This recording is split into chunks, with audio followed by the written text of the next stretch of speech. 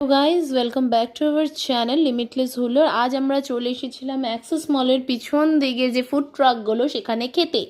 তো এখানে আমরা একটা ফুড ট্রাক থেকে র্যাপ খেয়েছি আর একটা ফুড ট্রাক থেকে আমরা কোরিয়ান হটডগ খেয়েছি। এখানকার প্রাইস প্রচণ্ডই অ্যাফোর্ডেবল ফুডের, আর ফুডের কোয়ালিটিও খুবই ভালো। আমরা তো খেয়েছি, মানে জাস্ট ওয়ার্থ ইট ছিল আমাদের কাছে।